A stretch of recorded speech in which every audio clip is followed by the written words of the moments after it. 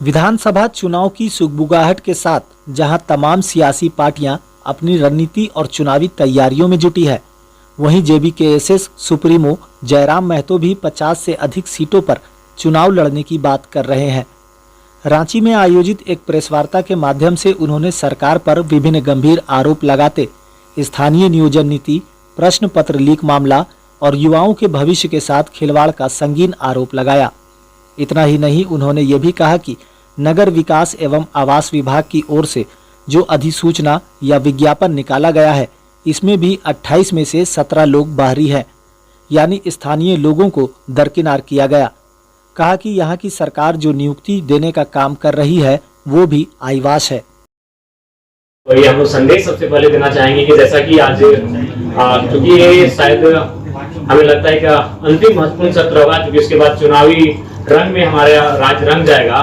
तो इस राज्य की जिन उम्मीदों के साथ ये सरकार चुनने का काम की थी, जो उम्मीदें उन्होंने जगाकर हमारे वोटों को लेने का काम किया था, और हम लोगों ने एक बड़ी आशा और उम्मीद के साथ वर्तमान की सरकार को चुनने का काम किया था, क्योंकि उनके पास ये अंतिम अवसर है।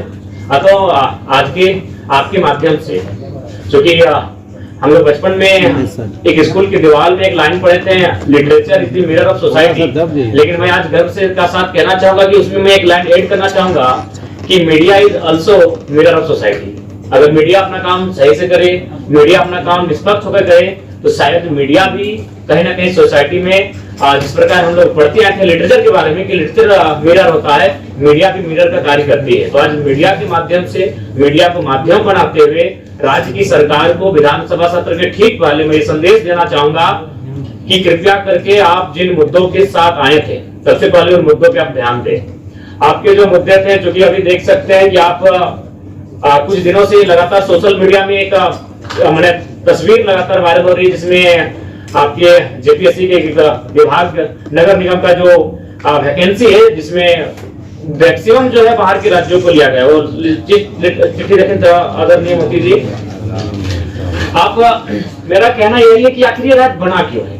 आज अगर हम विगत 2 वर्षों की बात करें तो सहिया लोग धरने पर बैठे हैं, पारा शिक्षक धरने पर बैठ के लाठियां खा रहे हैं, सहायक पुलिसकर्मी धरने पर बैठे हैं, रैयत माइंस के एरिया में कोलगरी में धरने पर बैठे हैं। तो इस राज्य के जो नीति नियम बने आखिर वो किनके लिए बने हैं? जब ये नीति नियम हमें लाभ ही नहीं मिल रहा है, तो इसीलिए सबसे पहले नीति नियम की बात होनी चाहिए। और इस राज्य की जनता को भी आह्वान देना चाहेंगे कि आगामी विधानसभा के चुनाव में जो इनकी नीति नियम की बात ना करे, ऐसे लोगों को चुनने की आवश्यकता ना करे। आज देखिए ये सोशल मीडिया काफी वायरल हो रहा है, हालांकि जो 60-40 कहते हैं, हमें लगता है 60-40 को फॉलो किया गया है।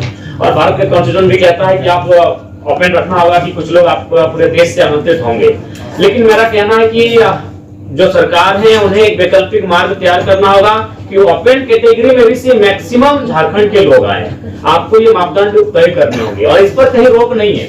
उदाहरण के लिए कुछ वर्ष पहले हमारे कुछ साथी अरुणाचल प्रदेश में एक बैंक का फॉर्म भरे थे, लेकिन उस बैंक में ये शर्त थी कि आपको उसका डॉक्यूमेंट जमा करने के लिए ऑफलाइन जाना होगा अरुणाचल प्रदेश। ना आप अरुणाचल प्रदेश जा सकते हैं, ना उस बैंक की फॉर्म को भर सकते हैं। तो ठीक उसी प्रकार हमारी सरकार जो भी चुनकर आती है, उनको इस बात को तय करना होगा कि आप किस प्रकार से एक रास्ता तैयार करते हैं कि यहाँ के नौजवानों को बेहतर अवसर मिले। हम आज 2 चिट्ठी लेकर आए हैं, क्योंकि आज इस राज्य को जानना होगा 2 चिट्ठियों का अर्थ को। एक चिट्ठी है, इस चिट्ठी को भी हम पढ़ते हैं। ये चिट्ठी आपका नगर विकास एवं आवास विभाग, जो कि आपका जेपीएससी है, इसमें जिनको नौकरियां दी गई है उनका नाम है अन्वेषा अदिति, वसुधा शर्मा, पल्लवी तिवारी, और ये झारखंड की है, राहुल गांगुली।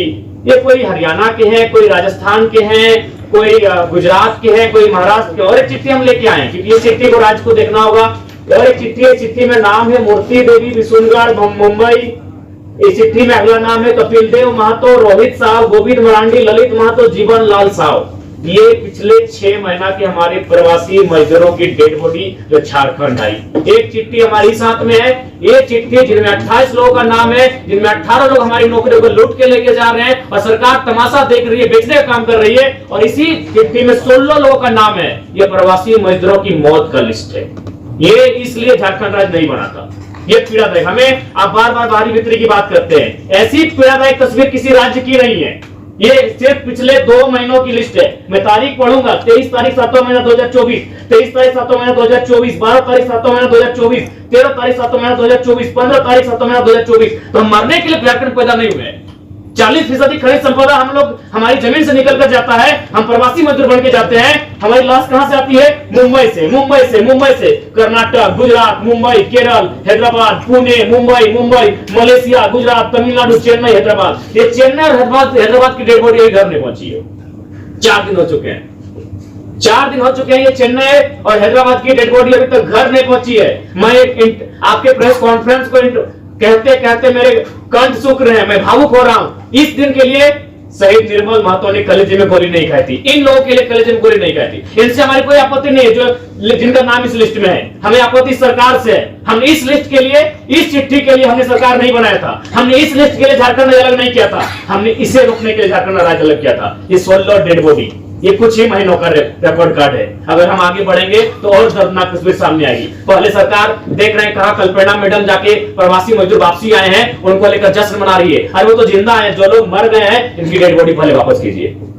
ध्यान तो आए 21 तारीख 7वां महीना 2024, भुवनेश्वर से नवाडी प्रखंड, सेम प्रखंड, हैदराबाद, 24 तारीख 7वां महीना 2024। ये 2 चिट्ठी हमारे पास है। अब ये 2 चिट्ठी देखकर राजवासी तय करेंगे कि कब तक आखिर हमारे भोले वाले राजवासी इनके झांसों में ठगे जाएंगे। एक चिट्ठी जिनमें 28 नौकरियों का जिक्र है, ठीक है, 60-40 अनुपालन हुआ है, ठीक है, ये बी ग्रेड की नौकरियां हैं। लेकिन आप जो अपेन टू ऑल है उसमें आपको कुछ रास्ते तैयार करने होंगे। जैसे गुजरात और उड़ीसा में हमारे कई साथी जब इंटरव्यू के लिए गए, उनको गुजराती और उड़िया भाषा में इंटरव्यू का पेपर दिया गया, उस भाषा में उनको इंटरव्यू का लेटर दिया गया। तो ये राज्य सरकार को सोचना होगा कि आप इस चिट्ठी को कैसे इस चिट्ठी को और इस चिट्ठी को कैसे आप सुधार करते हैं। ये नहीं होगा। इस चिट्ठी के लिए, इस पेपर के लिए हमने झारखंड राज्य अलग नहीं किया था। हमने इस पेपर को समाधान करने के लिए झारखंड राज्य अलग किया था कि 40% खनिज संपदा देने वाला राज्य आज 2 महीनों में 16 प्रवासी मजदूर, उनका मृतक शरीर इस वतन में, इस प्रांत में वापस आता है। यह दुर्भाग्य का विषय है। तो इसलिए आज के हमारे प्रेस कॉन्फ्रेंस का उद्देश्य स्पष्ट है कि जो विधानसभा का सत्र जाएगा, 81 के 81 विधायकों को यही संदेश होगा कि आप कैसे यहाँ के नियोजन में,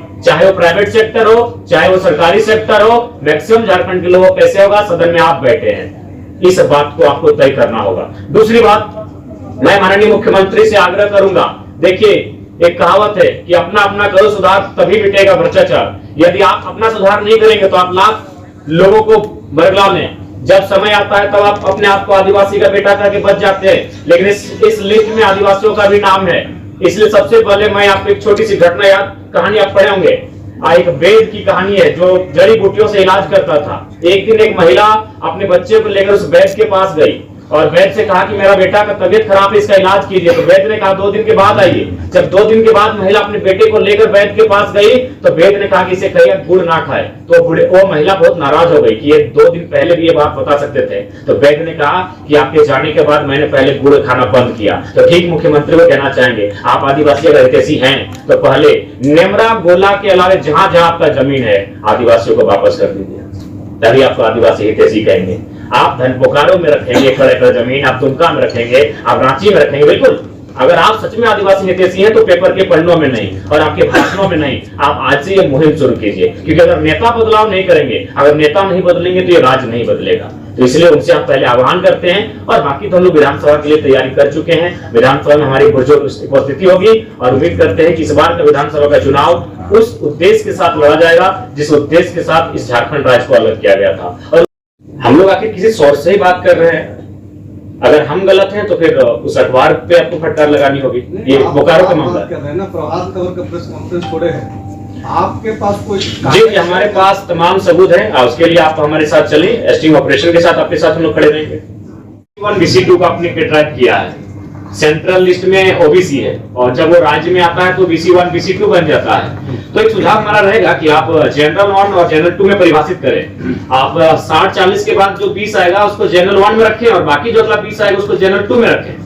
जनरल 1 में ये शर्त रखें कि इसमें जो भी भरेंगे वो झारखंड के ही भरेंगे और उनका आधार होगा कि खतियान के आधार पर आपकी जो आवासीय प्रमाण पत्र निर्गत होंगे, आपके जाति प्रमाण पत्र निर्गत होंगे, झारखंड से निर्गत होंगे। और उसके बाद जो आप जनरल 2 रखेंगे जिसमें बाकी 20 बचेगा उसमें आप पूरे हिंदुस्तान का मंतव्य कीजिए। नहीं है, हमें उस सिस्टम से आपत्ति है कि आप हमारी बॉडियां प्रदेशों से वापस आएंगी और हमारे हिस्से की नौकरियों का किसी और को बांटेंगे, इससे लेकर हमें आपत्ति है।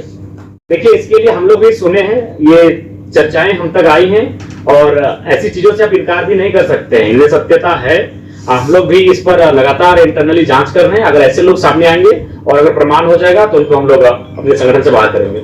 आपको विदेशों से भी फंड आ रहे हैं, उसके बारे में कुछ बताएं। जी, हम आप जब बोलेगा हम सार्वजनिक कर देंगे। अगर अभी समय दीजिएगा तो मेरा फोन पे सामने विदेश से आए हैं, 1 रुपए से लेकर 10,000 20,000 तक आए हैं। वो प्रवासी मजदूर जो दुबई, कुवैत, मलेशिया में रहते हैं। आप चाहे तो मेरा फोन ले लें, हम आपको पासवर्ड भी दे देते हैं। पिछले बार हम लोग गए थे 55, लेकिन जब हम लोग पलामू प्रमंडल का दौरा किए तो वहां भी 2-3 सीटें ऐसे दिखी जहां हम लोग को आसार दिखे, तो लिहाजा हम लोग भी जैसे जैसे समय बीतेगा हमारी सीटों की संख्या बढ़ेगी। देखिए, सबसे पहली बात, हमने तो ये नहीं कहा था बीजेपी, हमने तो अपने भाषण में स्पष्ट कहा था कि हाँ ये सत्य है। ये तो हमने कई बार कहा है, यहाँ ऑफर था, लोकसभा में भी था। विधानसभा में महामंत्री जो है वो भाजपा में। अच्छा ठीक है, हम इस बार महासचिव, संगठन महामंत्री, पब्लिक महासचिव